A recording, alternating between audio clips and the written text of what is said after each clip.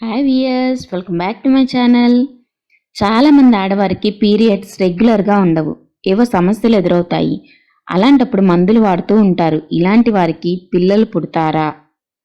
కొంతమంది ఆడవారు ఇర్రెగ్యులర్ పీరియడ్స్లో కూడా ఇలా మందులు వాడుతూ పిల్లల కోసం వారు ట్రై చేస్తూ ఉంటారు. దానికి వైద్యులు ఏమంటున్నారు? ఇలాంటి విషయాలన్నీ కూడా ఈ వీడియోలో తెలుసుకుందాం. ఇర్రెగ్యులర్ పీరియడ్స్ రావడం అనేది చాలా కారణాల వల్ల ఉంటుంది. కొంతమందికి హార్మోన్స్ ప్రాబ్లం, మరికొంతమందికి థైరాయిడ్ ప్రాబ్లం, ఇంకా ఆరోగ్య సమస్యలు, ఇతర సమస్యల కారణంగా ఉంటుంది. అయితే ఇలాంటి వారిని పరీక్షించినప్పుడు మందులతో చికిత్స సూచిస్తారు నిపుణులు. మందులు వాడినప్పుడు వారికి సమస్య అనేది తగ్గిపోతుంది.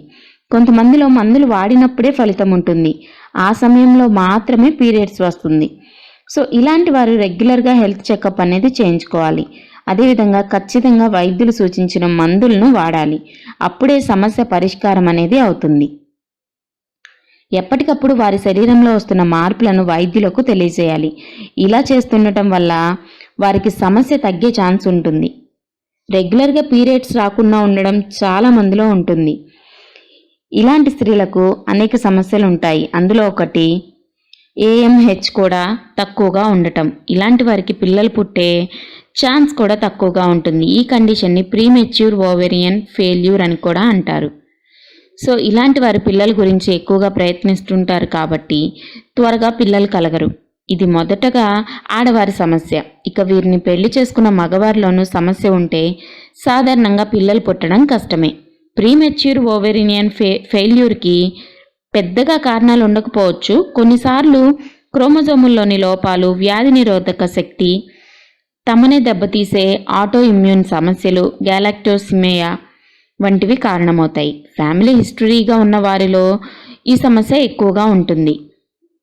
ఈ సమస్య ఉన్న వారికి ఆటో ఇమ్యూన్, ప్రోజైల్, ఎక్స్ క్రోమోజోమ్, డెస్కా స్కాన్ వంటి పరీక్షలు అవసరమవుతాయి.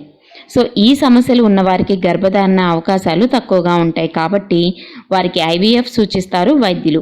ఇందులో కొద్దిపాటి అండాలను సేకరించడం కష్టమైతే దాతల నుంచి సేకరించి అది పిల్లలు కావాలనుకున్న భర్త శుక్రకణాలతో ఫలదీకరణం చేయించి పిండాన్ని రూపొందించి దాన్ని ఆ భార్య గర్భసంచిలో ప్రవేశపెడతారు. ఇలాంటి వారు జాగ్రత్తగా తమ ఆరోగ్యాన్ని కాపాడుకోవాలి. అందుకోసం తరచుగా వ్యాయామం చేయటం, కాల్షియం, విటమిన్ D ఆహారాన్ని తీసుకోవటం అనేది చేయాలి. Thank you for watching.